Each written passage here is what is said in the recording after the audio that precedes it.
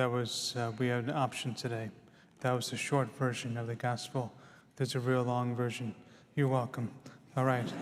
And but let's get right at it. Well, he gives us four possibilities of our hearts. Really, he's talking about our hearts, our lives. So like, what kind of describes our heart, our life, whether it be in the past or now?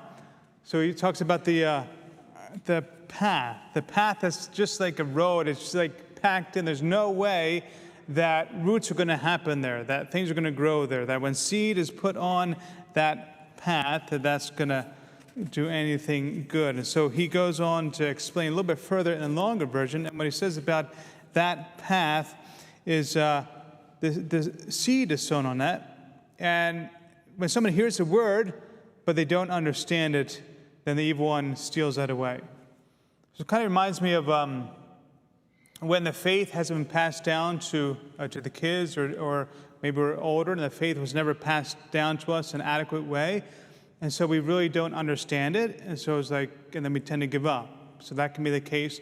Or if someone really doesn't know the faith and they just hear it, or their example is a Catholic, a Christian who isn't living the faith, more hypocritical, and they're like, oh, they're all hypocrites, so I'm just not going to do that. Or they hear a word, a part of the gospel, a part of the scripture, especially the Old Testament, be like, how can God be that mean? I can't believe he did that. And so we just give up on the rest of the scriptures without trying to understand it. So that reminds me of the first one. The second one is when the seed goes on rocky ground. And so he explains that that's one who hears the word, sees it at once with joy, but has no root and lasts only for a time. So when tribulation, persecution comes, they fall away. That can be descriptive of us today at times when, we get excited. We have like a new thought. Okay, I'm gonna do this. I'm gonna keep on going to Mass on Sunday. I'm gonna keep on reading the Word. I'm gonna stand up for my faith in school, in work. And then we get some pushback and some persecution, and we're like, okay, enough. Just kidding. I'm just gonna go back to what I was doing before, and we kind of give up on that because of the persecution. Or the third type, which describes a lot of us at times, is when there's thorns. So there are roots. We have the faith, we have the sacraments, and we're doing that. But the thorns, it says, is one who hears the word, but then worldly anxiety and lure of riches choke the word. Lure of riches. It's also translated as deceit of riches. So we're deceived by riches. And we're choked, and it bears no fruit. That can describe a lot of us at times because we allow the worry of family, allow the worry of our health, allow the worry of the economy, worry of the world, worry of politics, and we get so fixated on that at times that we get worried, fearful, or angry, and we're so fixated on that, and we don't bear good fruit. We want to be that rich soil, what he talks about, the fourth soil. And that means we need to get out the rocks, get out those things that are taking up much of our time, energy, anxiety. And so what are those rocks in your life that is preventing the roots from really going deeper? For me, growing up, it was video games, especially when I was playing Atari, because Atari is just so great. I mean, you have to play Atari, but it's like before Nintendo. And I was an expert at saving the world from space invaders, so it's a really great skill set to have, And as we learned from Independence Day from the movie, obviously. So it's amazing, right? When you get fixated on like video games, something, we're like get the high score, we're great at that, and how does that help us in our life or other people? We can have hobbies, but I got so fixated that my parents actually threw it in the trash. And they threw the Atari in the trash, and that was one of the best parenting decisions that they made.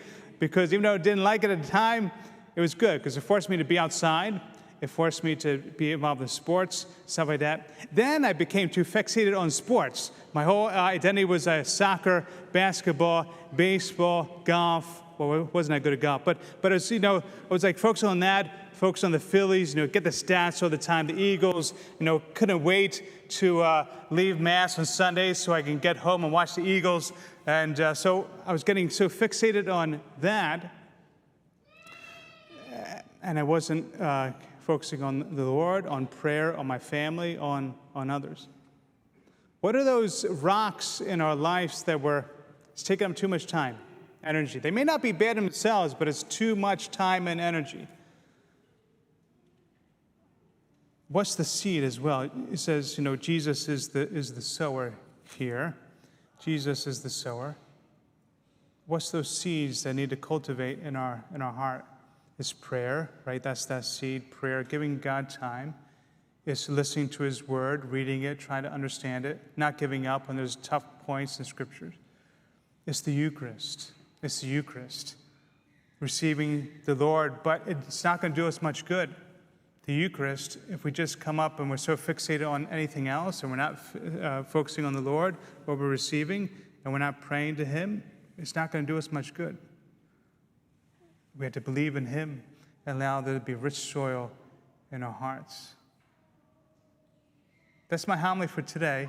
My shortest homily you're ever going to hear me say, because I want to have Brother Alex come up, because Brother Alex is leaving St. Pat's and St. Mary's in a week, and he'll be going back to seminary studies. So he's going by. There's a back door here. There's a ramp. There's a ramp in the back, and he's coming. I think he's coming. Eventually, he's going to come. There he is. All right. So, Brother Alex, thank you. Okay.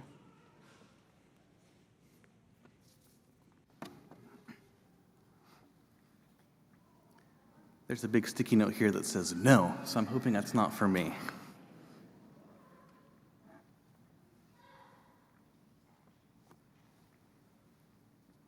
So as many of you know, or perhaps you don't know, but you'll find out very soon, I did not grow up Catholic.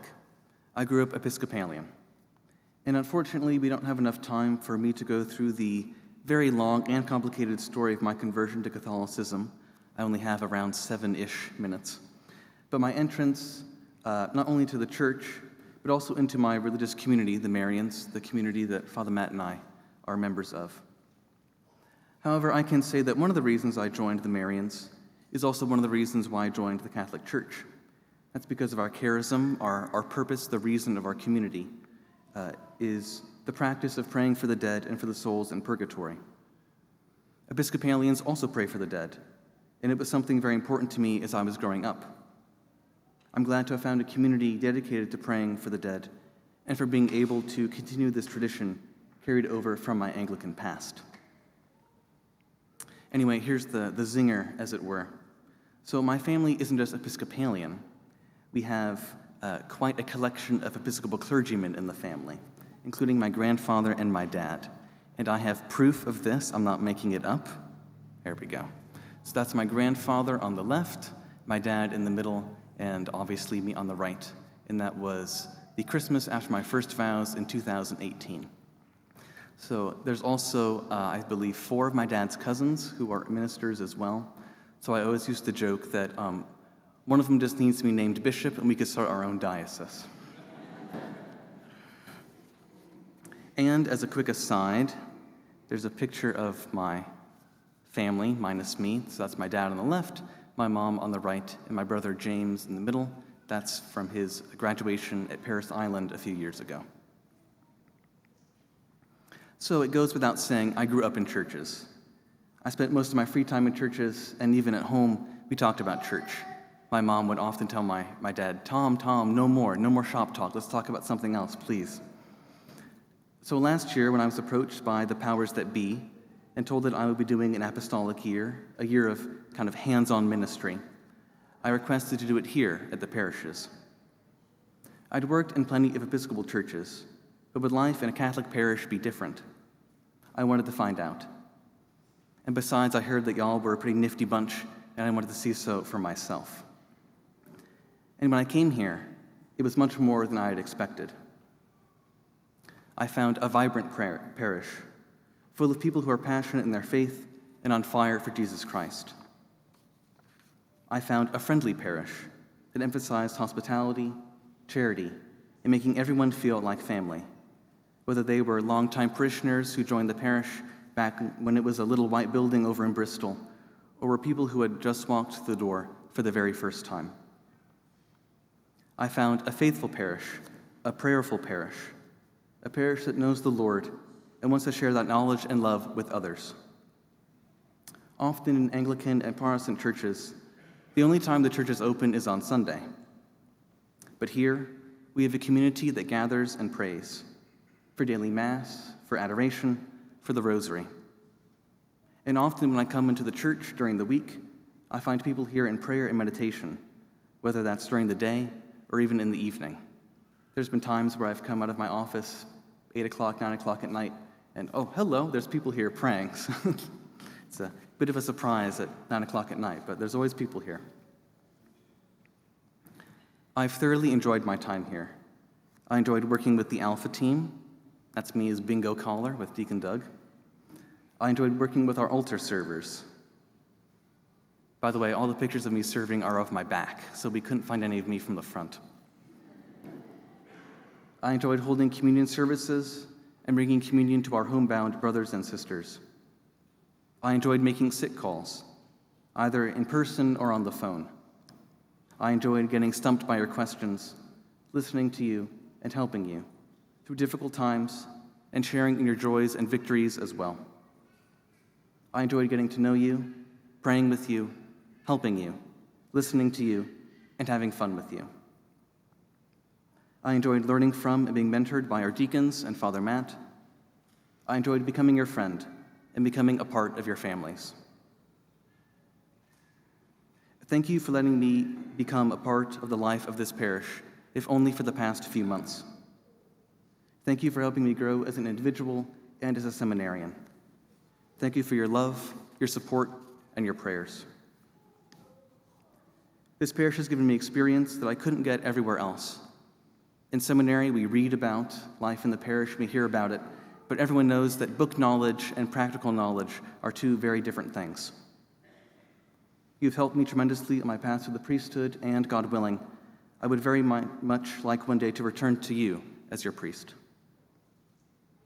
You have all been in my prayers every day, and know that you will continue to be in my daily prayers. And please, pray for me too, that I make it through the next 2 years of school in one piece, that I stay true to the vocation that God has given me, and that I continue to grow in love of our Lord and of you, his holy people. I will miss you all terribly, but as the old hymn says, blessed be the ties that bind our hearts in Christian love. The fellowship of kindred minds is like to that above. When we are called to part, it gives us inward pain, but we shall still be joined in heart and hope to meet again. May God bless you, and know that my prayers and heart are with you always.